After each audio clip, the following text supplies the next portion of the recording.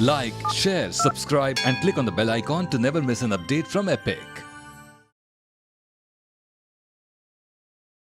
France के एक ऐसे ट्रैवलर जिन्होंने 38 साल में 5 बार भारत का दौरा किया और जो चीज उन्हें बार बार भारत खींच लाती थी वो थे यहाँ के हीरे जवाहरात। Jean Baptiste Tavernier. आंध्रा के व्यापारियों का सौदा करने का कौन सा तरीका उन्हें पसंद आया और औरंगजेब से मिलने किस खास चीज के लिए वो गए थे, आइए देखते हैं।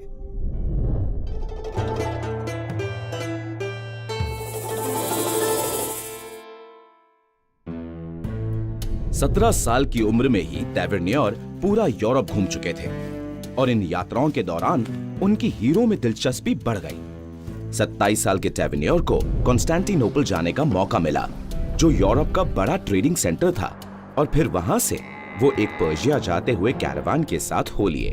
इस सफर में उनका हीरे मोती इकट्ठा करने का जुनून बढ़ता गया और फिर टैवर्नियर पेरिस लौटे और एक ज्वेलर के यहाँ जेमस्टोन्स की और समझ हासिल की। अपनी हीरों की मोहब्बत के बारे में टैवर्नियर लिखते हैं, हीरा सभी पत्थरों में से सबसे कीमती है और इसी के व्यापार के लिए मैं पूरी तरह समर्पित हूं।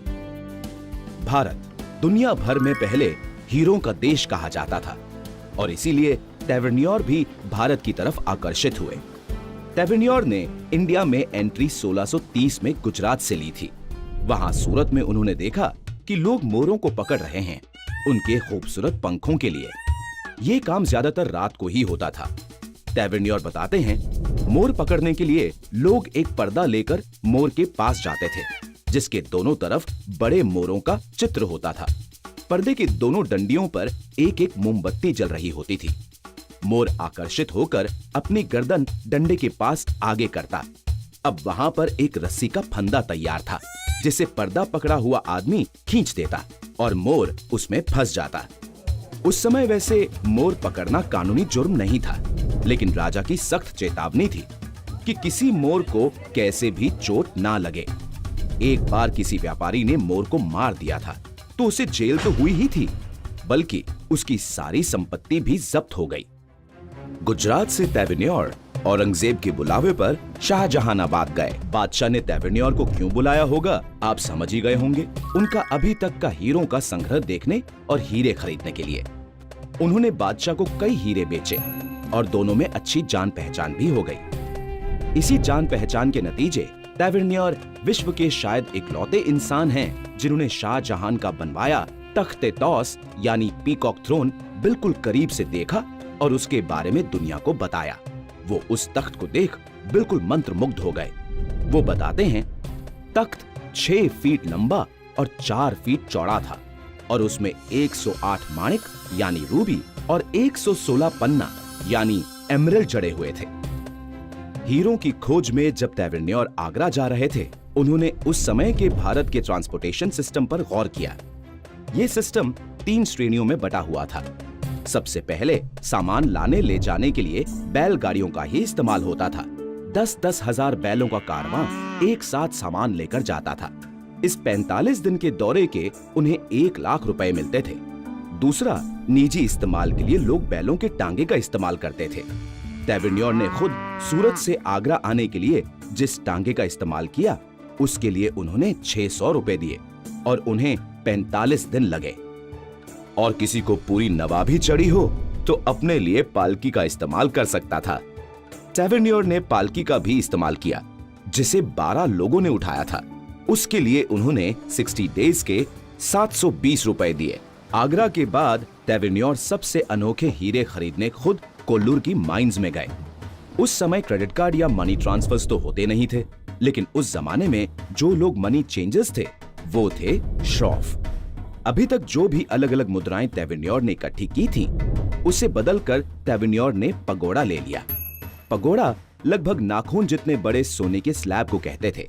वहां के व्यापारियों के साथ सौदा करके उन्हें बहुत मजा आया। वो व्यापारी की टेबल के सामने बैठ गए और एक कपड़े से ढकी थाली में दोनों ने अपने हाथ डाल दिए। अब एक दूसरे की उंगलियां छूकर चुपचाप मोलमुलाही हो रही थी।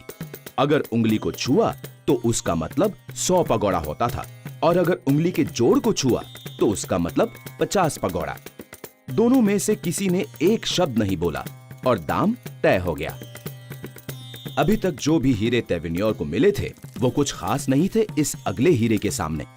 जब वो आखिरी बार कोल्लूर की खान गए तो कृष्णा नदी के किनारे तेवेनियोर को ऐसा हीरा मिला जो बिल्कुल अद्भुत था। हालांकि वो हीरा सिर्फ 112 कैरेट का था, लेकिन क्लैरिटी 100%, अनोखा प्रिस्टीन ब्लू कलर और साइज एक इंसान की मुट्ठी जितना। ये हीरा बाद में जाकर तेवेनियोर ब्लू नाम से जाना जाने लगा और इतिहास में इस खास ट्रैवलर की जगह पर पक्की मोहर लगा दी। तेवेनियोर 1653 में तेवेनियोर ब्लू लेकर इंडिया से निकले और सीधा पेरिस गए और वो डायमंड उन्होंने फ्रांस के राजा लुई दी 14 को बेच दिया। उस डायमंड की जो उन्हें कीमत मिली वो उस समय के 145 किलो सोने की कीमत के बराबर थी। तेवेनियोर ब्लू डायमंड के आसपास काफी अंधविश्वास की कहानियां भी हैं। कुछ वेस्टर्न जेमोलॉजिस्ट का मानना है कि इस हीरे को तेवेनियोर ने सीता की एक मूर्ति से चुराया था और इसलिए जो इसे पहनता है वो अननेचुरल मौत मरता है। इस थियोरी को लेकर लोगों की अलग अलग राय है, लेकिन न्यूयॉर्क टाइम्स ने 1911 में आर्टिकल पब्लिश किया जिसमें उन लोगों की लिस्ट थी जिन्होंने इस हीरे को पहना और उनकी अननेचुरल डेथ हुई, और उसमें तेवेनियोर का नाम भी शामिल था क्योंकि 84 साल की उम्र में तेवेनियोर पर शिकारी कुत्तों ने हमला कर दिया, जिसकी वजह से उनकी मौत हो गई थी।